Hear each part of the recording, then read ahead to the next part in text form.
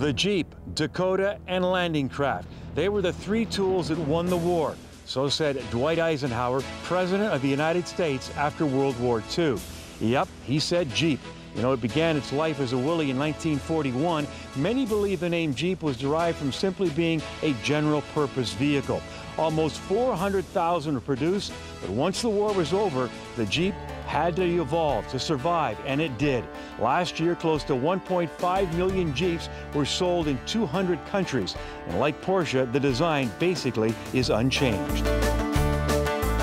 Well, this week we're outside Tucson, Arizona to check out the latest version of the Jeep Wrangler. Now, as we all know, Motoring TV's truck guy is our own Howard Elmer.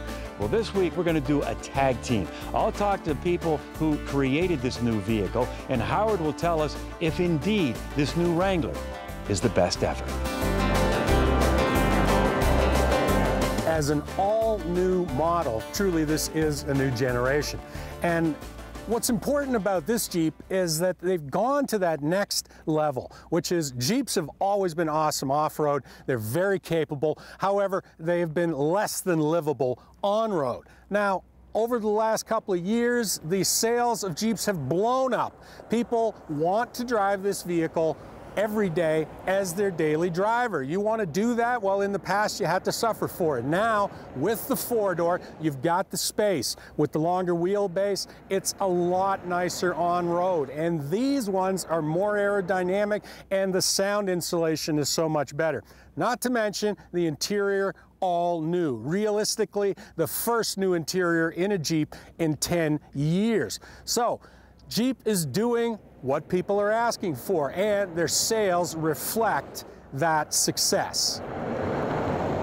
I couldn't imagine how hard it would be to work on this. You know, you don't want to be the guy that screws up the Wrangler. It's iconic. They've done a great job kind of modernizing the look. It's a modern take on an original iconic theme.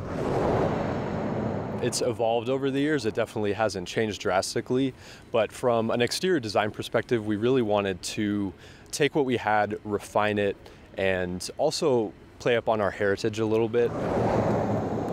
Jeep now offers three versions of open hoods. The typical soft top, a couple of hard panels that are removed, but probably the best one is this, which is a power retractable soft top. And this is what makes the new Jeep so much more friendly, because it's one button, it opens up, you get the open air experience, and it's simple, when a lot of the old ones weren't. We had the Jeep badge actually on the JK. And for this generation, we took it, put it back on the side where I think it belongs, because the grille is Jeep. It really defines what the brand is, what this vehicle is, and it's one of those vehicles, you see it, you know exactly what it is. So I think the front view is just really, for me, the coolest part of this vehicle. The coolest thing about the Wrangler, the interior and the exterior are so integral with each other, right? It is a vehicle that you can see the exterior from inside, you can see the interior from the outside, from almost all angles, just depending on what panels are on, what panels are off. And so that combination, that synergy between the inside and outside it's the coolest part of the car. All new powertrains. There's a 2-liter direct injection turbo. There's an 8-speed transmission. Everyone knows the vehicle's super capable off-road, but you know, in some of the older versions of the Wrangler, there was a bit of a penalty to pay, and that penalty was on-road driving dynamics. So the engineers did a great job improving the on-road driving characteristics of the vehicle.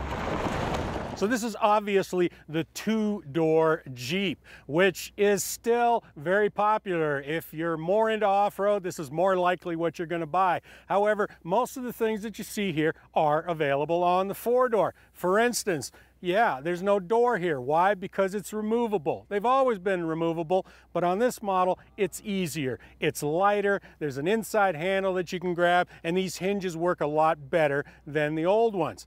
The other heritage feature on this model is the fold-down windshield. Again, this is something that they've been doing for 50 years, but on the old models, it took 28 bolts to be able to do that. On this, it takes exactly 4. And the roll cage is still in place. So a lot of people say, why the hell would I ever want to put down the windshield? But if we go back to the war, when the Jeep was first built, they put a 50 caliber machine gun in the back here, and you don't want to fire it through the glass.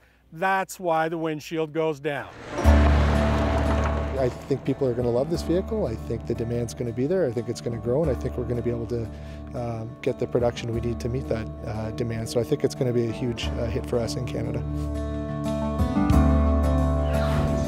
The question we have to answer at this point is this the best Jeep yet? And the answer is yes. Why? Because it hasn't lost any of its off-road capability, but on-road it is so much better. Nicer interior, very livable, decent noise levels, and if you are a hardcore off-roader, you're gonna love this Jeep. If you never go off-road, you just like the Jeep lifestyle, you're gonna enjoy this one too. So where's Brad? Okay, join us again next week for more stories about trucks and the people who drive.